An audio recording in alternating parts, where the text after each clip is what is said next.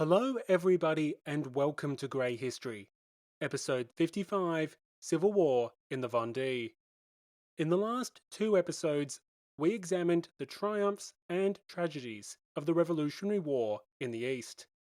Despite stunning success in the final months of 1792, the French armies were in retreat just months later.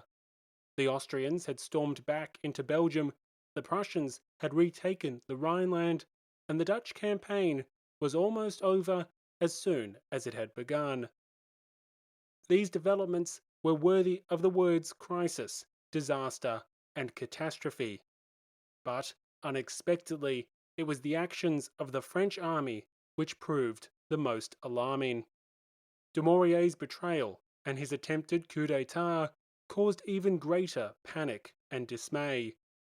Who could be trusted in the Republic's hour of need when the so-called saviour of the Republic was himself a treasonous villain? Unfortunately for the revolutionaries, such existential threats were not confined to the East. In March 1793, recruitment riots broke out all over France, and in one region in particular, these riots became something far more sinister. We have finally reached the infamous civil wars of the French Revolution, and the events in the Vendée remain deeply polarizing and contested to this day. So, why did the Vendée break out in rebellion? Why did the Civil War commence here when it did? And what was it about the Vendée that permitted not only a bitter and bloody struggle, but also continued unrest for the next 2 decades?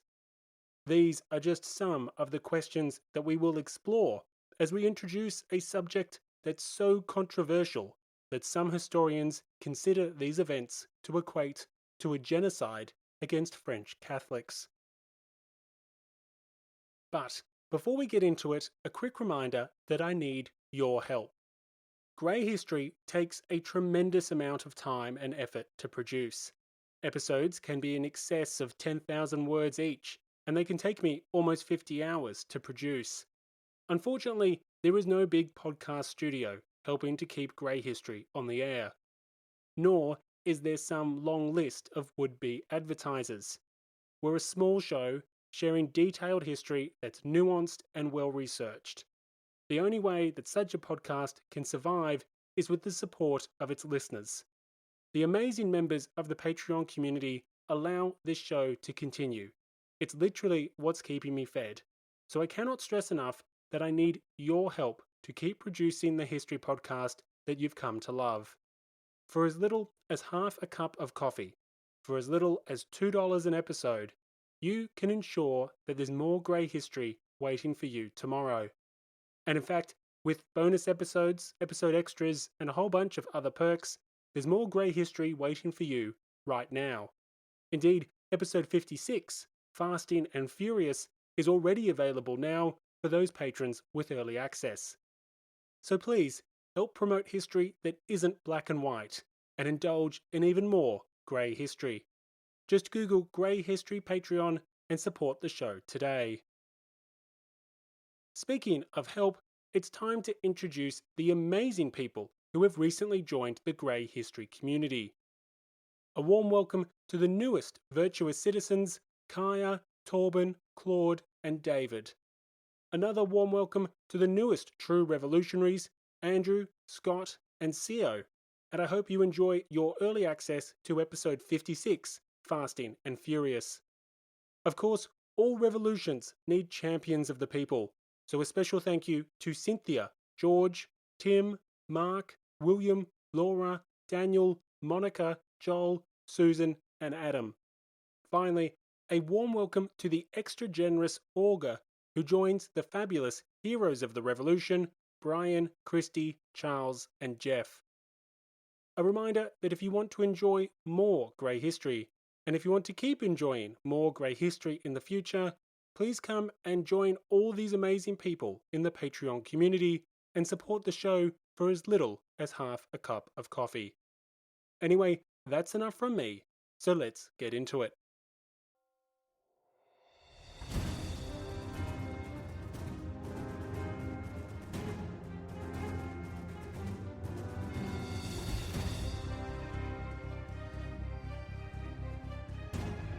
Welcome to Grey History. Episode 55, Civil War in the Vendée.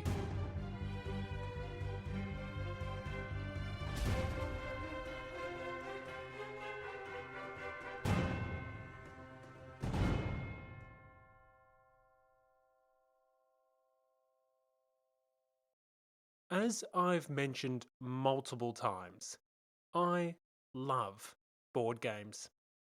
I love the strategy, I love the tactics, I love the improbable come from behind victory. Thankfully, I know quite a few people that are willing to indulge me in this vice. In particular, my girlfriend and her family love a good games night, accompanied by cheese and wine just to make sure that the taste of defeat isn't too bitter. Recently, we dusted off an old classic, Risk. Now, for those of you who didn't have a childhood, Risk is essentially a map of the world divided up into a few dozen territories. Each turn, you accumulate soldiers based on how many territories you own, and the aim of the game is, surprise, surprise, world domination. Now, what's fun about Risk is that everything generally seems to be going okay until it isn't. In my experience, players are cautious until they're not. Like sharks, once blood is in the water, the frenzy begins. A defeat on your eastern flank may seem manageable, but it's not when everyone else senses weakness and strikes. In a single round, your empire can go from mighty to mutilated. Risk is a great example of Murphy's Law. If anything can go wrong, it will. This all too familiar experience of risk reminds me of the experiences of the French Republic in 1793. Having cast aside the king and the court, the Republican armies had seemed invincible. Unbelievable gains had been made across the frontiers as multiple French assaults secured stunning success. With Belgium, the Rhineland, and Savoy under French occupation, was this not proof of the superiority of free citizen soldiers? Was this not proof that the crusade for universal liberty was destined to succeed? But in March 1793, everything fell apart. A well-orchestrated Austrian counterattack not only crippled the invasion of the Dutch Republic, but it soon reclaimed the Austrian Netherlands as well. Further south, the Prussians' counterattack was equally successful, seizing much of the Rhineland and its major urban centres. Most worryingly for the Republic, the events had exposed the treachery of their most celebrated military commander. General Dumouriez had attempted to march on Paris, and it was only the loyalty of his troops which averted a catastrophe. This in and of itself was an existential threat to the juvenile republic. But by April 1793, it was not the only one. As the Austrians and the Prussians advanced, as the rest of Europe mobilized for war, as Dumouriez began to go rogue, a new disaster emerged in the West. A disaster that came to be known as the Civil War in the Vendée. Before we can discuss the uprisings of March 1793, we first need to become familiar with where exactly is the Vendée. For those with Google Maps handy, you can type in Vendée, Vendee, to see the modern-day department of France. As you'll see immediately, Vendée is a coastal department, roughly halfway up France's western coast. The department begins just south of the Loire River and the large urban centre of Nantes, and it ends about 100 miles north of the major maritime city of Bordeaux. But the Vendéan revolt included many communities that are not incorporated in the modern-day department of Vendée. Instead, the events we'll be discussing occurred across multiple neighbouring departments, and these adjacent regions were at times the focal point of the conflict. So it's important to note that when we're discussing the Vendée, it's really this broader area of Western France that we're discussing. For those curious, I've put a map on social media, Patreon, the website, and in the episode email, which shows the extent of the rebellion and compares it to the modern day department. The rebellion commenced in the second week of March, 1793. As a nice change of pace for the French Revolution, this unrest was not caused by high bread prices, starving stomachs, or an impending Prussian army. Instead, the catalyst is generally considered to be the French army, or more accurately, the need to create one. In February 1793, the convention had passed a decree which sought to raise hundreds of thousands of soldiers for the army. These troops were desperately needed, as one of the issues limiting Dumouriez in Belgium was a lack of manpower. By early March, recruitment agents were fanning out across the Vendée, and this is when the proverbial hit the fan. For reasons we will discuss later this episode, many areas of the Vendée had become deeply hostile to the revolution. The requirement to now fight and die for the repulsive revolution was the final straw. In what appears to be near simultaneous outbreaks of disorder, several rural communities rose in insurrection. While each village experienced a different set of circumstances, across many of them, the events were characterized by episodes of extreme violence. One witness, a non-constitutional priest supportive of the rebels, described a scene of unimaginable carnage. According to the undoubtedly biased cleric, the people threw off their chains and their silence and attacked the government officials with an unbelievable fury. The bodies reflected as such. The victims were those connected to the Republican regime in Paris. The insurrectionists, primarily but not exclusively members of the rural peasantry, unleashed their anger at local officials. Hundreds of civil servants were slaughtered. Administrators, tax collectors, constitutional clergy, any and all associates of the revolution were fair game. In a sense, what occurred was a miniature reversal of the September massacres 6 months prior. Back then, the enemies of the people were nobles, non-constitutional priests, and other so-called agents of the counter-revolution. The mob had demanded justice, and justice was delivered with a blade. Now it was local administrators, constitutional priests, and other agents of the revolution which were deemed to be the people's enemies. As such, they shared the same fate. Rebellion had broken out in the Vendée, but it was not yet a civil war. On the 11th of March, the administrators of the Department of the Lower Loire portrayed a calamity to their superiors in Paris. According to the local authorities, everywhere patriots were falling victim to the fury and fanaticism of the rebels. The insurrectionists pillaged, murdered, and burnt everything in their path, and the officials on the ground were powerless to stop the fast-spreading rebellion. Now, this may sound like a catastrophe, but for the deputies in the convention, this was just another day in the office. Initially, the convention failed to ascertain the seriousness of the situation at hand. Far away from the disorder, the revolt looked like many others which were occurring across France at this time. Resistance to army recruiters had fueled riots across the nation. Normandy, Brittany, and Burgundy were just some of the other regions which had all seen unrest. From the capital, it wasn't clear that the Vendée was any different. But the Vendée was different, if for no other reason that the convention had no means to suppress the anti-recruitment riots. Whereas in other regions, the government had enough men to quell any unrest, the Republican regime was dangerously undermanned in the Vendée.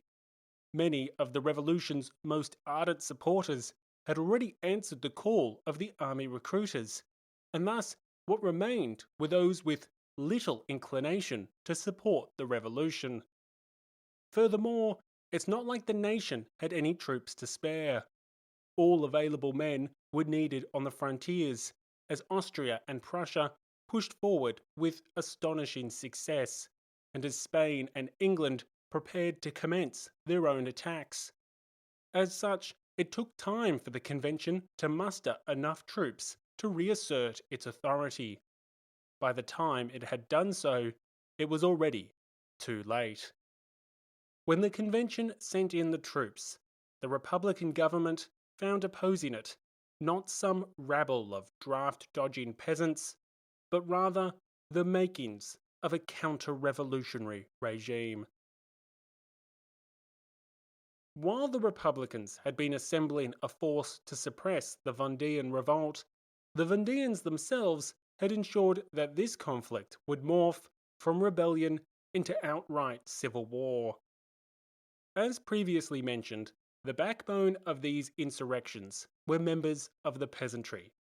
But some of those leading these pitchfork-parading pious peasants were other members of the Third Estate. At least initially, instances can be found of peasants, gamekeepers, and even former soldiers in prominent leadership positions. Most entertainingly, there was even a priest who led one band of rebels. I like to think that this was the Knights Templars returning to France in the most unlikeliest of ways, but alas, I know better. However, to digress for just a moment, the Templars' leadership were famously burnt at the stake for heresy in 1314. Now, in an intriguing turn of events, some of these peasant rebels decided to pull down a liberty tree and proceeded to burn a local administrator on a bonfire made of that tree. So, between the warrior priests and the roasting of political opponents, I think the case can be made that the Templars had partially made a return. I know that's a bit of a stretch, but I mean, come on. Mob executions on Liberty Tree bonfires? Who saw that one coming? Alas, I have well and truly digressed. Despite the flaming success of the initial uprisings, if the revolt was to last, the rebels needed new leadership. Preferably, this meant leadership which possessed two things. Firstly, military experience, and secondly, authority and respect within the local community. For both of these things, the insurrectionists turned to members of the nobility. Intriguingly, historians argue how involved members of the nobility were in the revolt's commencement. We'll get into the details shortly, but many historians claim that former aristocrats had largely stayed out of the initial uprisings. Yet, with insurrection having broken out, and with the Republic's authority fast diminishing to just the large urban centres, some former nobles took the plunge. Furthermore, the more conservative aristocrats were encouraged to join the rebellion once it became clear that the peasants were willing to adopt a pro-royalist and pro-Catholic agenda.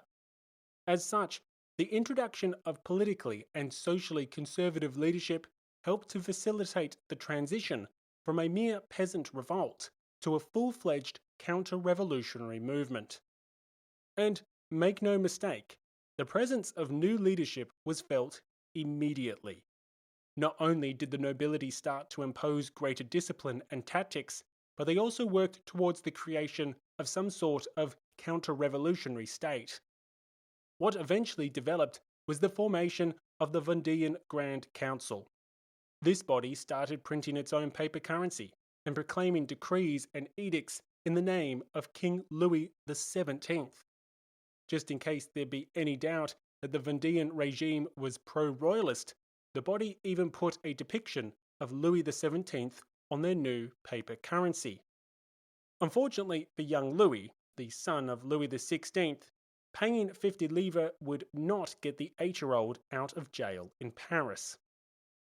In addition to the Grand Council, new elections were held for local communities, with committees promptly organising the collection of weapons and supplies. But what I don't want to do is oversell the cohesion of the rebels. Although operating underneath the grandiose title of the Grand Council, as well as the Catholic and Royal Army, what we're really talking about here is essentially independent armies. The spontaneous rebellions across the Vendée slowly consolidated into a handful of forces which more or less just followed their own commanders. Thus, what was really developing here was almost something akin to factional warlords. While all fighting under the same banner, many leaders drew support from specific localities, and they weren't really thrilled at the idea of subordinating themselves to one another in the name of a superior cause. Furthermore, the royalism of the peasants had its limits.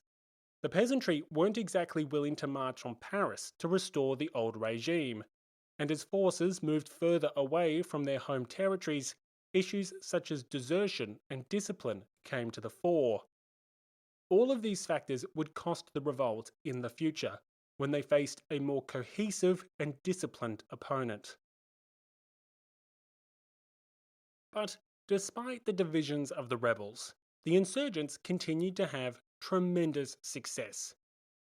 After some brief setbacks, the Vendéans returned to the offensive, rebuffing the troops sent by the convention to suppress the rebellion. By late May 1793, a significant proportion of the Vendée was under their control, with only the largest urban centres remaining steady holdouts. Worryingly for the convention, on the 9th of June, the large town of Saumur fell, another major victory for the Royalists. This victory was important in itself, but it was even more consequential given events elsewhere. By June, civil war was no longer contained to the Vendée, with the Federalist revolts breaking out across the country. These revolts were triggered in part by important events in Paris, which we will be discussing in future episodes.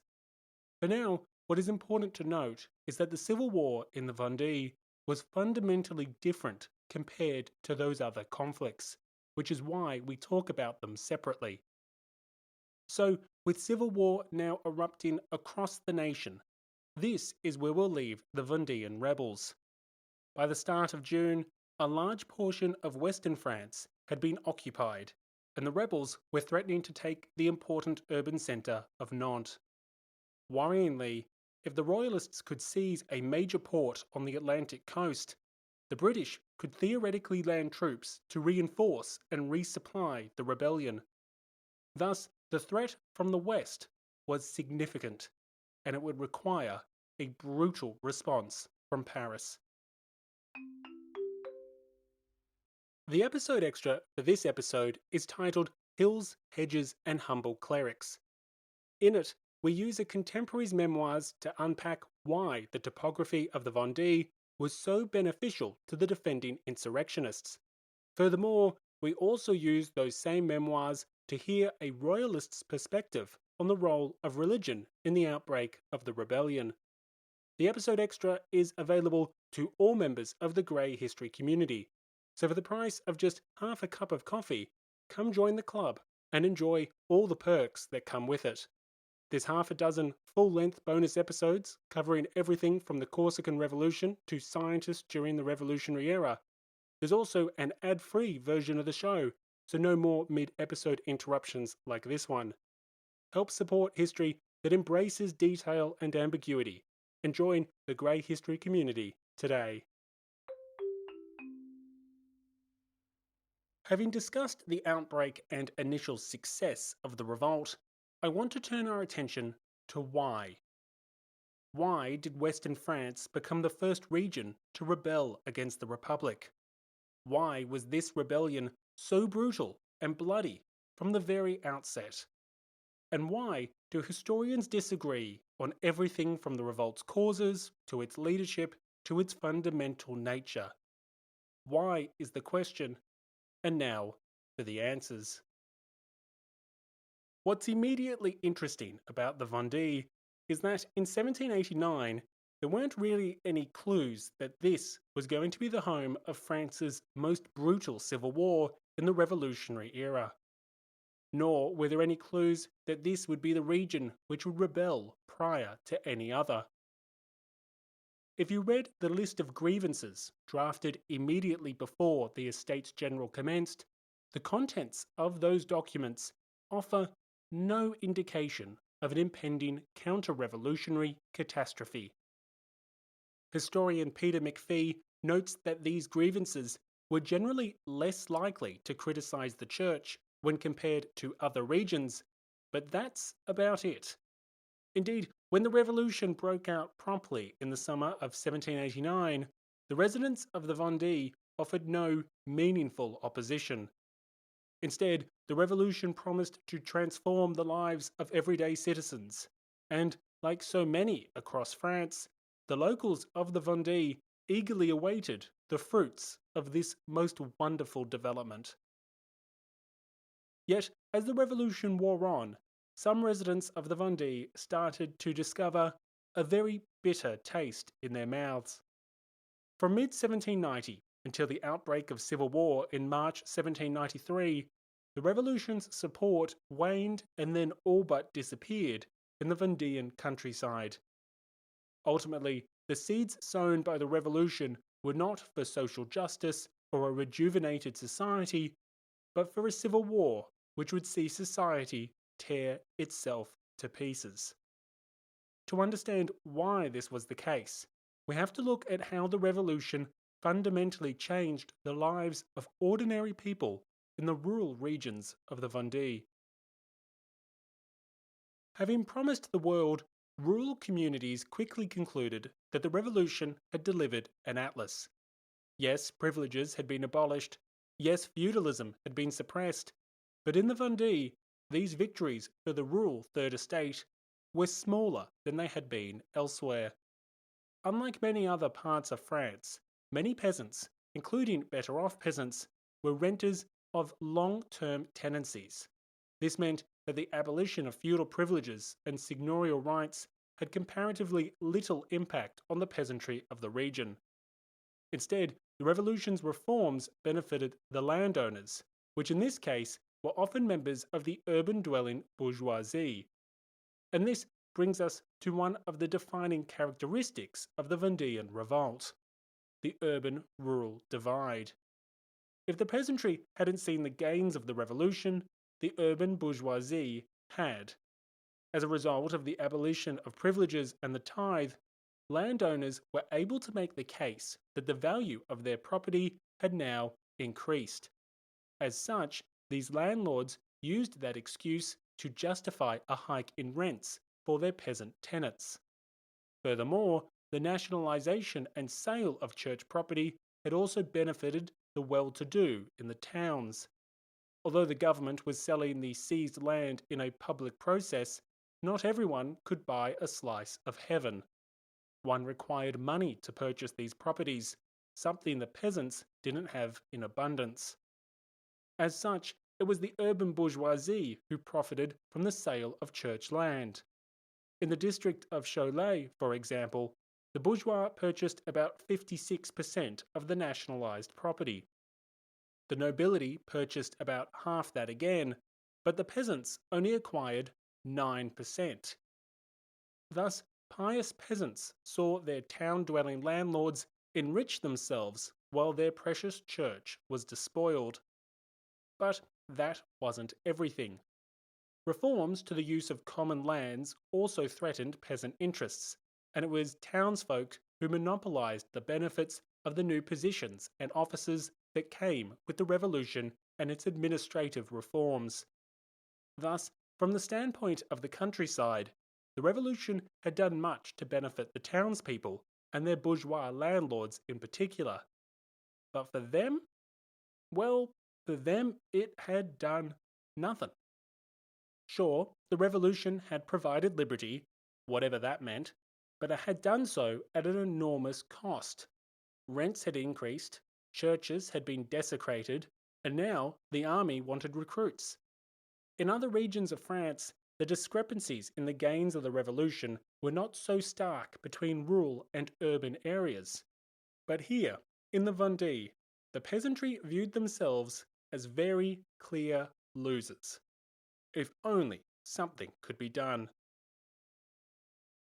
So, one key issue explaining why the Vendée rebelled is these tensions between the urban communities and the rural countryside. But these are not the only tensions we need to explore, and some historians would argue that they pale in comparison to what we're about to discuss. And to be fair, most things pale in comparison to what we're about to discuss, because we're about to discuss everyone's favourite dinner table conversation: climate change. Oh wait, wrong century. Religion.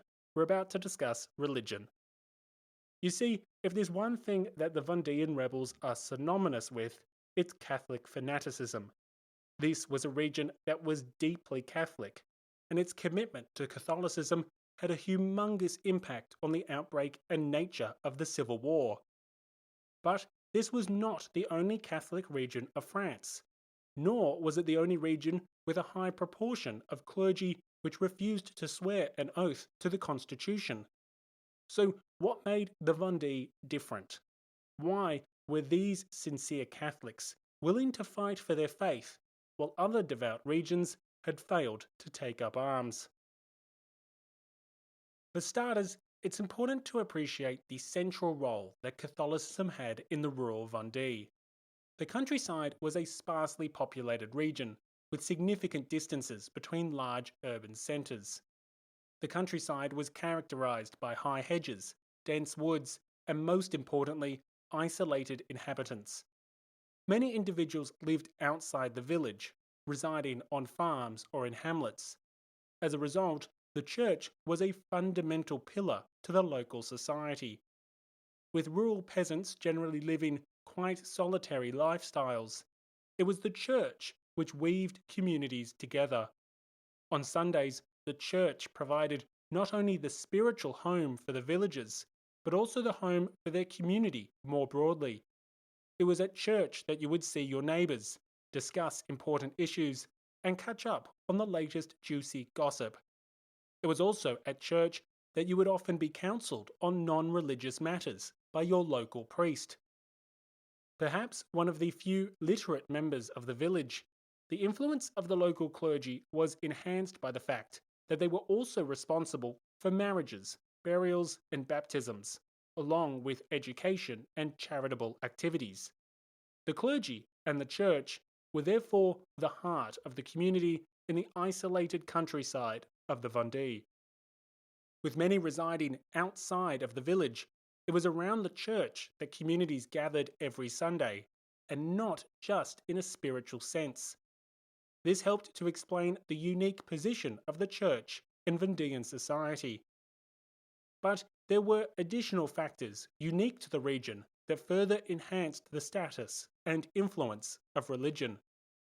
Here, the tithe had been paid directly to local clergy, reducing the misappropriation of church funds and minimizing tensions between the higher and lower clergy.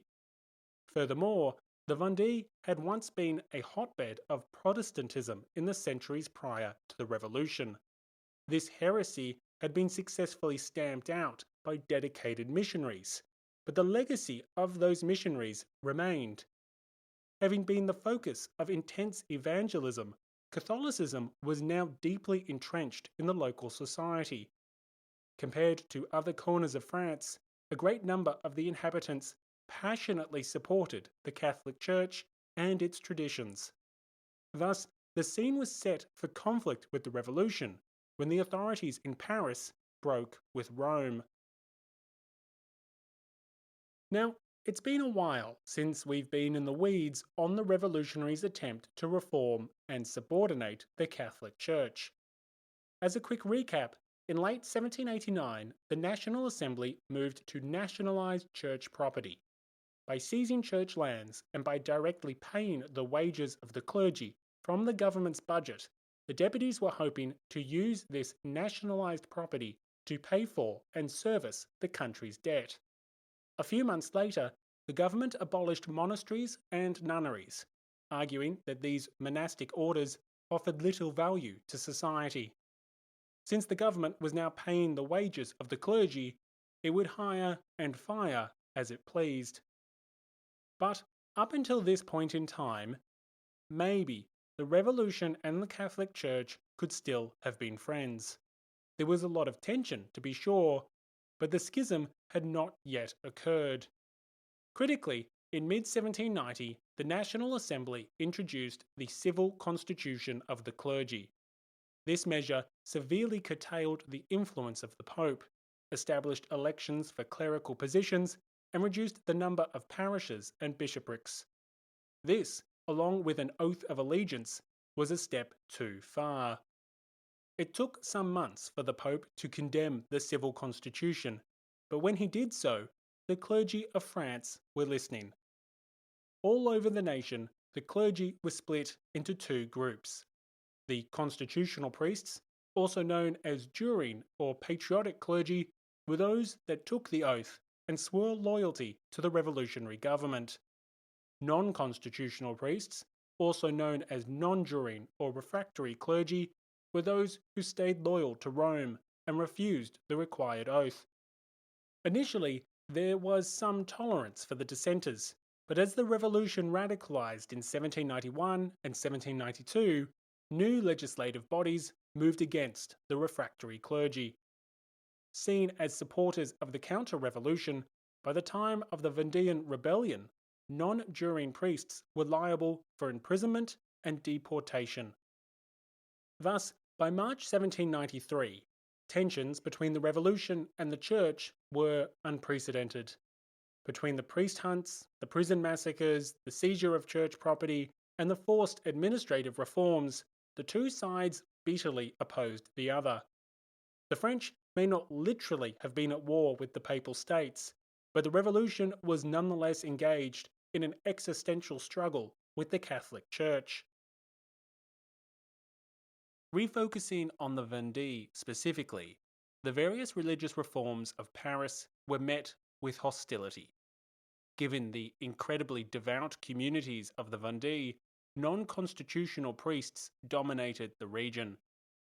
For example, among the 1,058 priests and monks in the Diocese of Nantes, only 159 took the oath to the Constitution. Before accounting for those who would later retract their oath, that was just 15% who conformed with the wishes of Paris. In nearby Anjou, only 44 out of 332 swore the oath, or 13%. Given the small proportion of clerics actually willing to become constitutional clergy, some authorities initially had to tolerate the non-constitutional priests. With time, however, the authorities became stricter, forcibly removing non-juring clergy and replacing them with a sanctioned substitution. But someone had forgotten to ask what the locals would make of all of this. In isolated communities where the priests had built decades of influence and respect, everyday citizens weren't about to take this lying down. Often labeling the new priests as intruders, many villagers proceeded to protest the new clerics in any way they could. At times, this opposition was violent, with the National Guard rolled out to forcibly remove a non-constitutional priest and install his replacement. Other times, this opposition lacked force, but not necessarily humour. Accounts abound of locals finding innovative ways to voice their displeasure. In one community, locals piled into the church prior to the arrival of their new constitutional priest. When the intruder arrived, the congregation promptly ran out the door. In another instance, a group of women shadowed a constitutional priest with brooms, immediately sweeping away traces of his footsteps. When asked why, they informed him that they wanted to remove any evidence of his existence. Just as effective, although a little more subtle, was the sudden surge of lost keys. Clerics were unable to enter their accommodation or their new church, as some clumsy locals had managed to misplace them. How frustrating. Humorous incidents aside, the lack of priests respected by local communities had a very real impact on people's lives. In some regions, the number of weddings dropped by more than 90%, as young couples didn't want their marriage administered by a cleric condemned by the Pope. I do suspect that any delay meant that the would-be newlyweds were living in sin anyway, but that's a digression I have no intention of taking further. In addition to weddings, others refused to allow intruders from providing their services at baptisms or funerals. Of course, mucking with the afterlife was no light matter, especially for the deeply devout. As such, locals would often seek out non-juring clergy to perform these activities. Living in attics, basements, the woods, and even caves, an underground church was fast forming where citizens could receive blessings from their original, untainted priests. While there, you could bet your bottom dollar that it was reinforced that all this misery had been brought on by the revolution. Tensions and resentment between the faithful and the revolution were thus on the rise, and they had further to go. As the revolution radicalized, efforts to detain these rogue clerics increased. In what was essentially priest hunts, authorities would break into homes and barns searching for the renegade clergy, at times upturning furniture and trashing residences as they carried out their pursuit. Of course, all this did was alienate and anger the local inhabitants even further. By March 1793, resistance had been on the rise for months. Chants were heard demanding the return of good priests, and violence increasingly menaced the intruders who were unwanted by pious communities. The warnings from local officials were numerous.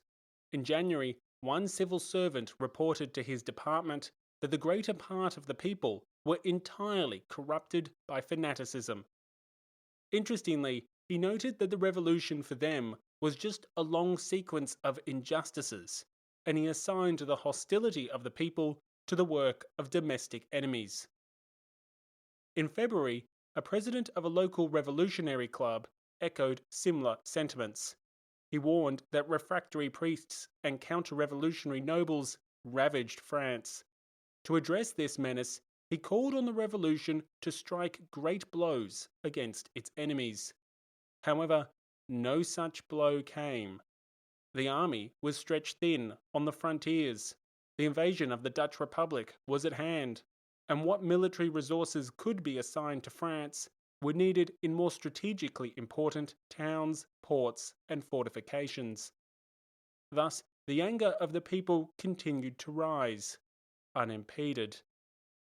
In some villages, locals began to describe the deputies of the National Convention as brigands and scoundrels, while in others, cries for priests, religion, and King Louis XVII became increasingly common. The flames of insurrection were sparked just weeks later, when army recruiters arrived. The peasantry of the Vendée had seen their churches despoiled, their priests hunted, their religion desecrated. Furthermore, they had seen their rents increase, their landlords enriched, and their access to common lands curtailed. The revolution had indeed brought a long sequence of injustices, and now it wanted not only their gold, not only their God, but also their lives. For many inhabitants of the Vendée, this was too far. As one rebel put it, "They have killed our king, driven out our priests, and sold the possessions of our church. Where is the money? They have taken everything. Now they want our bodies. No, they will not have them."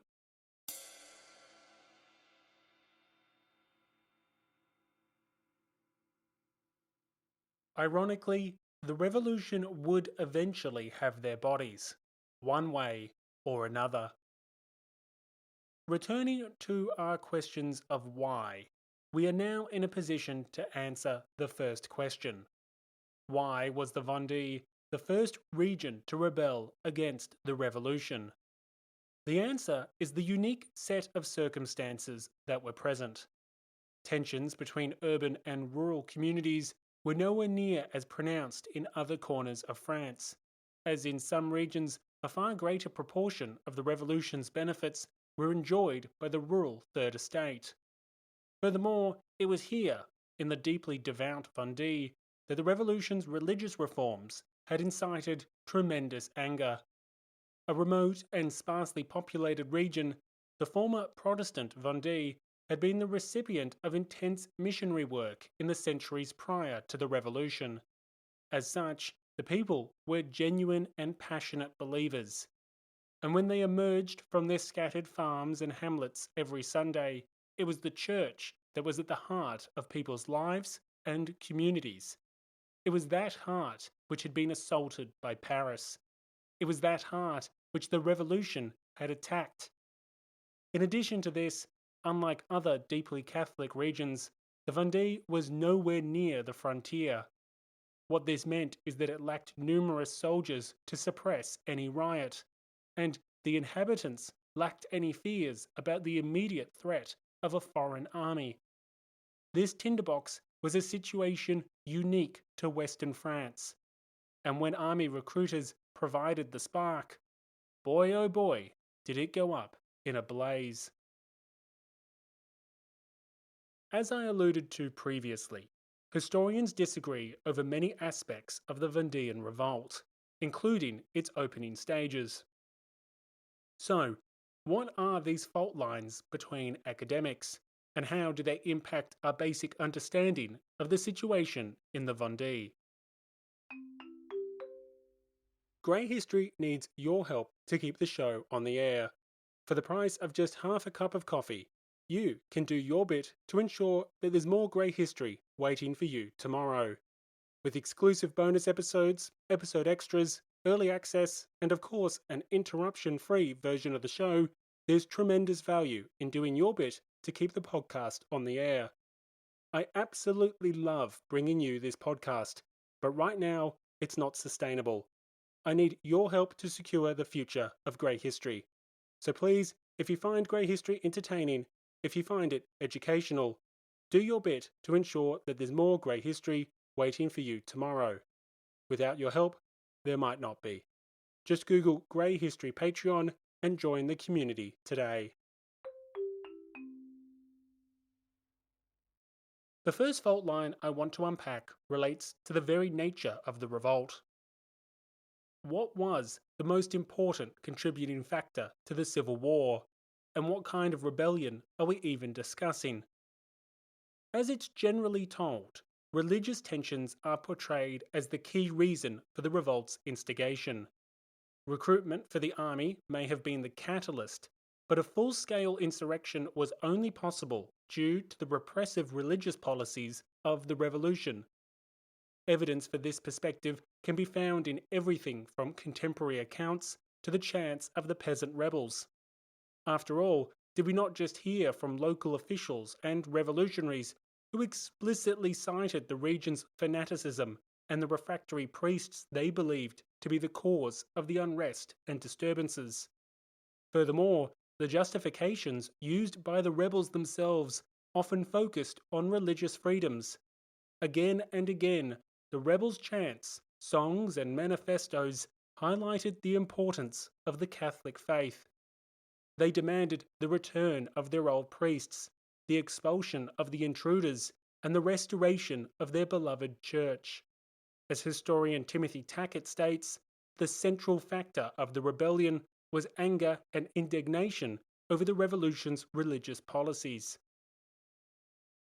Interestingly, in a clever bit of politics, the rebels adopted the same language as the revolutionaries themselves. Seeking to justify their actions, they proclaimed that their rights as the sovereign people had been violated, and referred to insurrection as their duty because they suffered under a tyrannical regime. As one leader put it,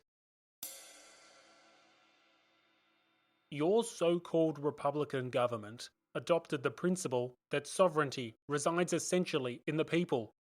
Well, this sovereign people desires a king and the free exercise of their religion. This has always been their will, and you have despised it.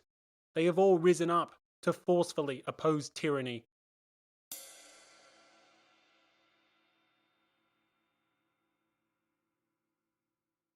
So, in many, if not most, retellings of the causes of the Vendean revolt, a great emphasis is placed on the role of religion. This is a religious revolt, powered by the pious peasantry. But what if it wasn't? What if it was instead a peasant revolt with religious overtones? Some historians do not see religious tensions as the primary factor behind the insurrection. Instead, they emphasize the revolt's origins as a peasant revolt, and thus see social tensions as the primary cause for the rebellion. In particular, they see the civil war primarily through the prism of conflict between urban and rural communities.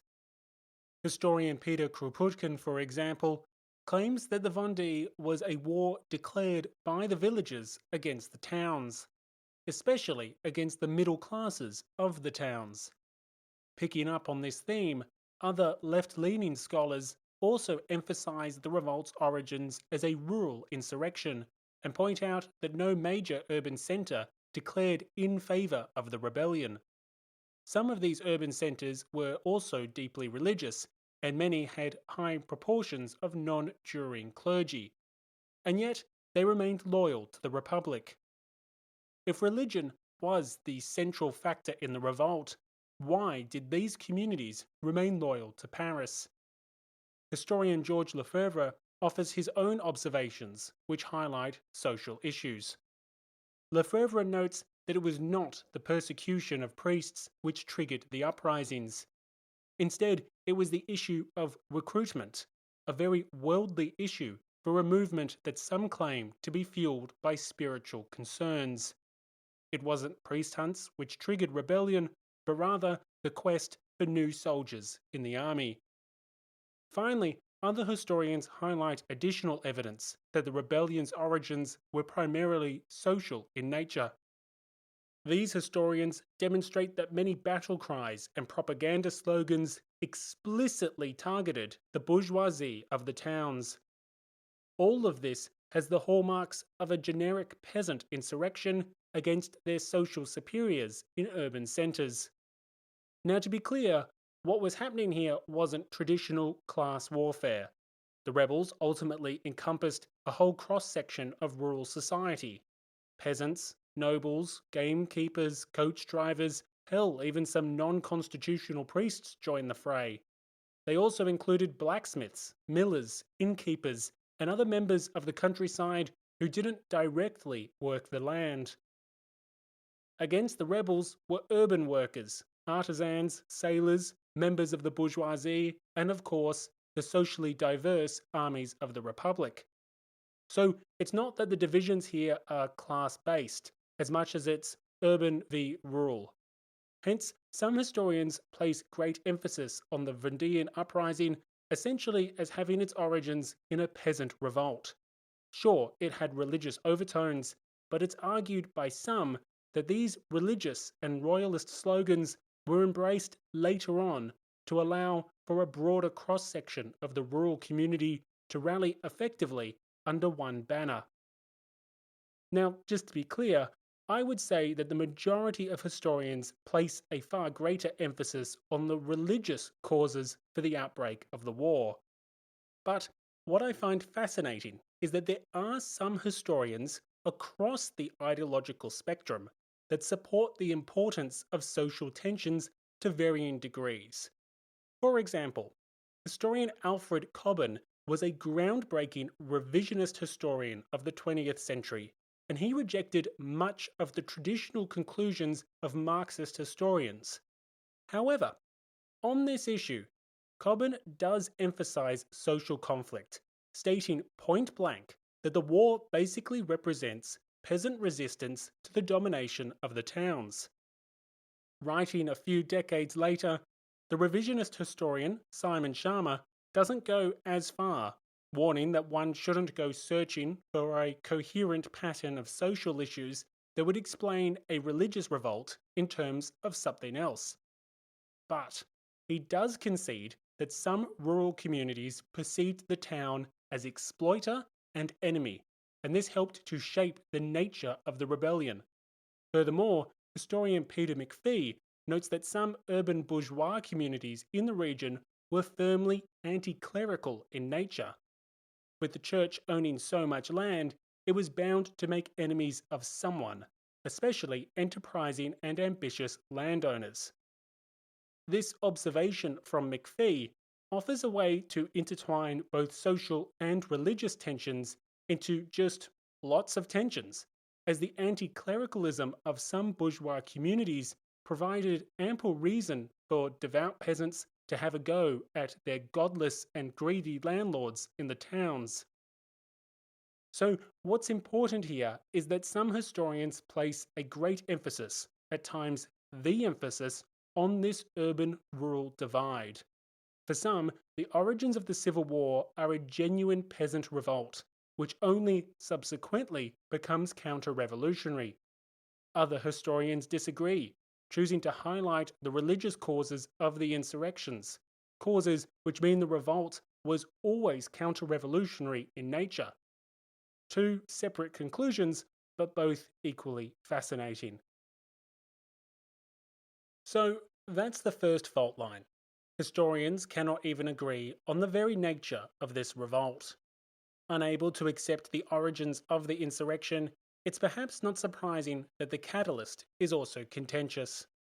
At the start of this episode, I informed you that numerous revolts broke out across Western France near simultaneously. Sounds suspicious, doesn't it? While most historians attribute the rebellion's outbreak to the arrival of army recruiters, not all agree. Instead of recruitment, they place the blame on conspiracy. Historian Peter Kropotkin, always one to identify a conspiracy, claims that the risings in the Vendée and Brittany were supported by a number of outside influences. The list of these foreign forces is considerable, including England, the emigres on the Channel Island of Jersey, non-constitutional priests, and of course their puppeteers in Rome. Kropotkin asserts that the risings had long been prepared, chiefly by priests, and thus the spontaneity of the revolt was not spontaneous at all. The French historian Jacques Godechet shares similar suspicions. For Godechet, the clues that the insurrection was premeditated are in the fact that some prominent nobles were in positions of leadership seemingly from the revolt's commencement. Describing the nobility as the revolt's most effective leaders, Godechet casts doubt on the claim that the army recruiters were the catalyst for widespread and near simultaneous insurrection. However, not everyone agrees. Other historians acknowledge the suspicious timing of the revolt, but don't go as far. Historian George Lefebvre, one of the most respected Marxist historians, usually sings from a loosely similar hymn book to that of Kropotkin, although with a lot less razzmatazz. On this issue, however, Lefebvre does not agree with Kropotkin one bit, nor does he share Godechet's perception of the initial role aristocrats played in the revolts. Instead, the respected historian states that while the uprisings would seem to have been coordinated, it's noteworthy that much of the countryside's nobility were caught off guard by the insurrections. In other words, it's unlikely that a conspiracy was driving the revolt if the eventual leaders of the rebellion weren't prepared for it. Historian Timothy Tackett, a revisionist historian writing much later than those we just heard from, draws similar conclusions. Tackett remarks the following on the revolt's origins, and note his belief of both the role of the nobility and the role of religion. The uprisings began everywhere at about the same time, in the second week of March, just as recruitment laws were beginning to be applied. Soon, panic-stricken reports were pouring into the convention from towns besieged by country people in Brittany, Normandy, Anjou, Maine, and western Poitou. Numerous towns, including the great port cities of Brest and Nantes, were entirely cut off and lost all contact with Paris. Stunned deputies on mission in the Breton capital of Rennes reported that nearly the entire countryside is marching in battle formation, led by talented leaders. The ultimate cause of the massive uprisings in the West has been the subject of endless debate. It is clear that a certain number of local nobles and returning emigrants had been active in the area for over a year, hopeful of fomenting just such an uprising. Several of those who would soon lead the peasant armies in the region had been present in the Tuileries Palace, attempting to save the king on August 10. But in most cases, it was the country people themselves who took the initiative in recruiting nobles to lead them. Many of the peasants in question were sharecroppers whose rents had actually been raised by the revolution. The new tax laws allowed landowners to raise such rents, since they no longer had to pay the tithes and seigneurial dues, and the values of the rental property, they argued, had now increased. The central factor, however, uniting virtually all of the rebels in the West, was anger and indignation over the revolution's religious policies.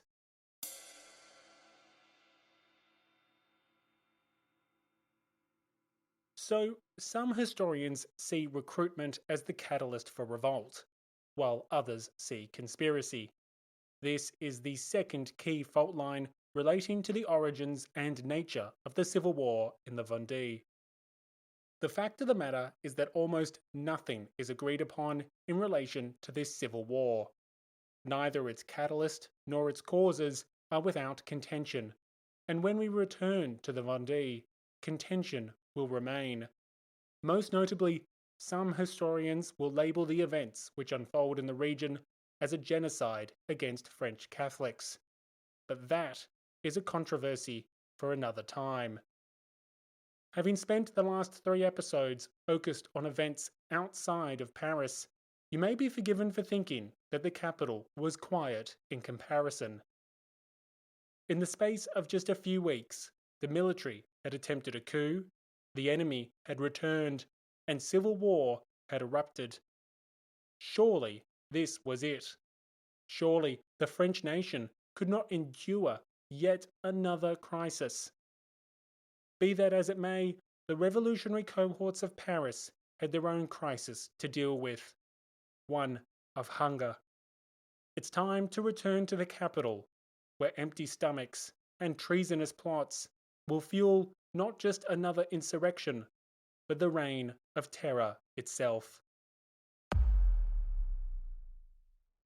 Thank you for listening to episode 55, Civil War in the Vendée. The episode extra for this episode is titled Hills, Hedges and Humble Clerics. In it, we use a contemporary's memoirs to unpack why the topography of the Vendée was so beneficial to the defending insurrectionists. Furthermore, we also use those same memoirs to hear a royalist's perspective on the role of religion in the outbreak of the rebellion.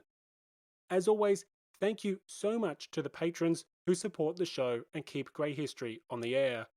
If you're enjoying Grey History, if you want more Grey History, then help promote history that isn't black and white and join the community on Patreon today. There's hours of bonus content waiting for you right now, and certain tiers already have exclusive early access to episode 56, Fasting and Furious. If you're unable to support the show financially, there's other ways that you can help. If you could share Grey History with just one other person between now and the next episode, that would be amazing. If you hear someone mention a podcast, that's your time to shine.